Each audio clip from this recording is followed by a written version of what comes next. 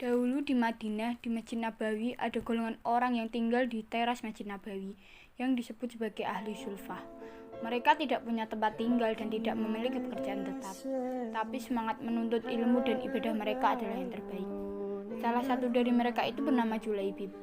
Rasulullah sangat menyukai Julaibib berdasarkan ketekunan dan kebaikannya.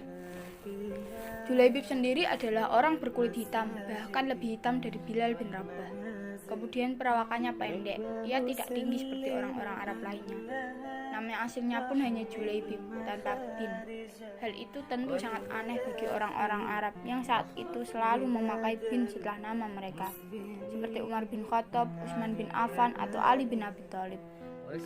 Julaibib, ya hanya Julaibib, hampir mirip dengan orang Jawa dulu, seperti Supono, Suparmen, Paijo, Paijan tanpa ada bin. Itulah Julaibib. Julaibib dikenal sebagai sahabat pemalu namun tekun dan dalam menuntut ilmu dan berislam. Suatu hari Rasulullah SAW menemui Julaibib yang saat itu tengah duduk beribadah di Masjid Nabawi. Sebenarnya Julaibib tengah menahan rasa lapar karena saat itu ia belum mendapatkan apapun untuk dimakan. Lalu Rasulullah bertanya kepada Julaibib, "Wahai Julaibib, apakah kamu mau menikah?" Julaibib terdiam, tidak mampu menjawab pertanyaan Rasulullah. Wajar jika Julaibib terdiam, karena ia cuma seperti pemuda-pemuda yang sepadan dengannya, dengan wajah yang pas-pasan dan kondisinya yang miskin. Siapakah yang sudi menikahkan putrinya dengan Julaibib? Rasulullah kemudian bertanya lagi kepadanya, "Wahai Julaibib, apakah kamu mau menikah?" Julaibib kemudian menjawab, "Wahai Rasulullah, siapakah yang tidak ingin menikah dan hidup bahagia? Tetapi siapa yang mau menikah denganku?" Julaibib menunduk malu.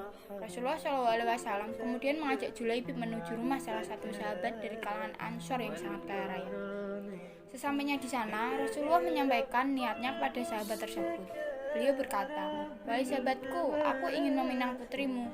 Mendengar perkataan Rasulullah, sahabat itu tanpa pikir panjang langsung menjawab, "Aku setuju, wahai Rasulullah." Rasulullah kemudian melanjutkan, "Tapi untuk Julaibib." Sahabat itu langsung kebingungan. Wah, Julaibib pikirnya bisa turun kasta nih jika ia menikahkan putrinya dengan Julaibib. Sahabat itu pun berkata, "Wahai Rasulullah, aku tanyakan dulu pada istriku tentang hal ini, apakah ia setuju atau tidak." Sahabat itu langsung ke belakang menemui istrinya. Sementara itu, Julaibib serasa mau pingsan, detak jantungnya seperti bunyi drum perang. Keringat dingin mengucur dari sepunjur tubuhnya. Sementara itu, di belakang sahabat, Nabi berdiskusi dengan istrinya. "Wahai istriku, Rasulullah datang untuk melamar putrimu," kata sang suami. Sang istri menjawab, "Terima saja, aku tidak keberatan. Tapi bukan untuk beliau, melainkan untuk Julaibib," kata sang suami. Mendengar nama Julaibib, sang istri berubah wajah. "Apa? Untuk Julaibib? Bagaimana nanti kata orang jika kita menikahkan putri kita dengan Julaibib?" "Aku tidak setuju," kata istrinya. Tanpa disengaja, putrinya mendengar apa yang mereka diskusikan. Kemudian putri itu menjawab, "Wahai bapak dan ibuku, apakah kalian hendak menolak perintah Rasulullah? Tidakkah kalian tahu Rasulullah tidak akan membawa sesuatu kecuali itu pasti yang terbaik?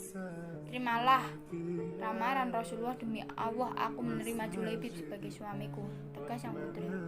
Masya Allah, inilah solehah. Ia tidak melihat seorang pria dari tampilan fisiknya, apalagi harta bendanya. Mereka hanya melihat kebaikan dan kesolehan laki-laki itu. Dan bagi kalian para laki-laki yang bermimpi mendapatkan wanita solehah, hanya dengan berkayal dengan melamun saja. Perbaiki diri kalian. Jangan berpikir bahwa semua wanita selalu melihat rupa dan harta. Jodoh tidak ada pernah tertukar. Kalau tertunda mungkin, kalau telat mungkin juga bisa jadi. Tetapi janji Allah itu jelas. Sahabat Nabi kemudian menemui Rasulullah dengan Julaibib dengan wajah yang lebih terang. Beliau berkata, "Wahai Rasulullah, telah kami putuskan bahwa kami menerima lamaran Anda untuk Julaibib. Sekarang kami tunggu tanggal pernikahannya." Itu keputusan Julaibib. Mendengar jawaban sang bapak, Julaibib bagi ketiban durian 1 ton. Laparnya langsung hilang. Ia seperti bermimpi antara percaya atau tidak. Maka menangislah Julaibib di pelukan Rasulullah, manusia paling ia cintai di dunia ini. Setelah diputuskan tanggal dan hari pernikahan, maka Rasulullah dan Julaibib undur diri. perjalanan pulang, Julaibib hanya bisa bersyukur kepada Allah atas semua karunia yang telah Allah berikan kepadanya. Dan karunia yang terbesar bagi Julaibib adalah disayangi oleh Rasulullah. Tidak semua sahabat punya kesempatan untuk diberi perhatian spesial dari Rasulullah. Julaibib adalah salah satunya. Pada akhirnya pernikahan Julaibib tinggal seminggu lagi untuk dilaksanakan.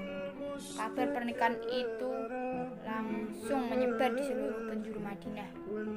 Sebagian besar orang-orang Madinah memuji akhlak putri yang telah menerima lamaran Julaibib sebagai bukti keimanan di dalam hatinya, yang kemudian membuat perilakunya jadi wanita yang sangat soleh. Rasulullah pun sampai-sampai mendoakan kepada wanita soleh itu dengan doa beliau, "Ya Allah, limpahkanlah kebaikan atasnya dalam kemudian hidup yang penuh berkah, dan kau buat hidupnya susah dan payah." Semakin mendekati hari pernikahan Julaibib, semakin bingung. Ia telah berusaha keras untuk mengumpulkan uang, namun ternyata uang yang ia kumpulkan bahkan tidak cukup untuk makan dirinya sendiri selama 2 hari. Di sela-sela kebingungannya itu, Rasulullah kembali datang membantu Julaibib.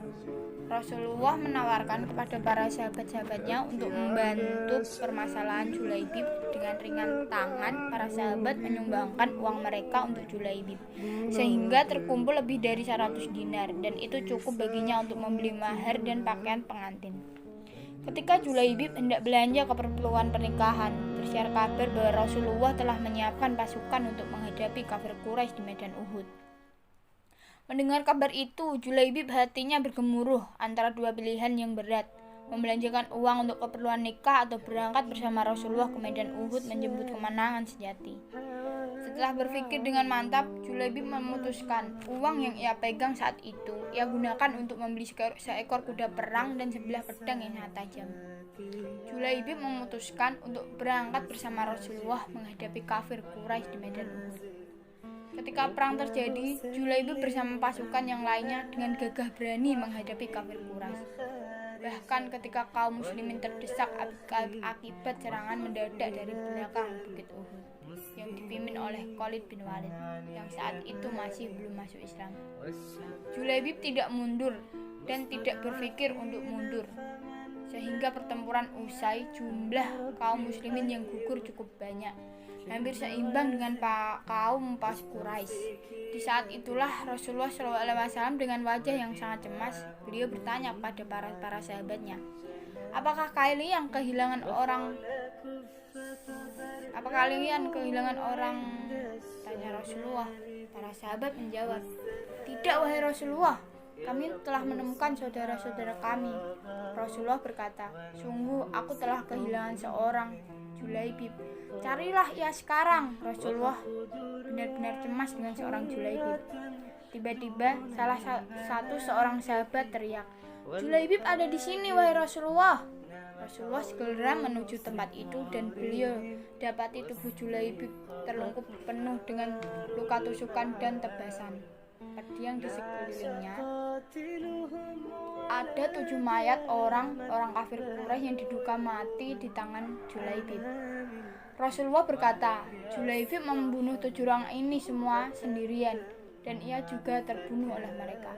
Rasulullah mengangkat kepala Julaibib dan menyandarkan di tangan beliau.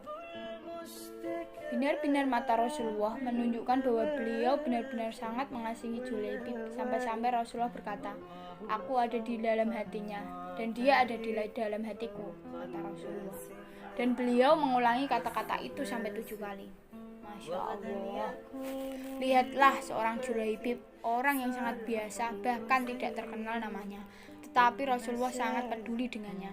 Rasulullah tidak melihat rupa Julaibib, tidak pula melihat warna kulitnya. Di mata Rasulullah, kemuliaan seorang ada pada hatinya. Pada perang Uhud itu, Rasulullah kehilangan 2 orang yang sangat spesial di hatinya, Hamzah pamannya sendiri dan seorang Julaibib. Pasti Anda bertanya, bagaimana kabar calon istri Julaibib? Dikisahkan bahwa semua orang akhirnya memahami betapa spesialnya seorang Julaibib, meskipun Julaibib tidak tampan dan tidak kaya. Namun Rasulullah sangat mengistimewakannya. Wanita yang menerima lamaran Julaibib adalah wanita yang paling beruntung di dunia dan di akhirat. Meskipun pada akhirnya ia tidak menikah dengan Julaibib, Wanita itu akhirnya mendapatkan suami yang soleh dan hidup yang dipenuhi dengan keberkahan sesuai dengan doa Rasulullah SAW untuknya.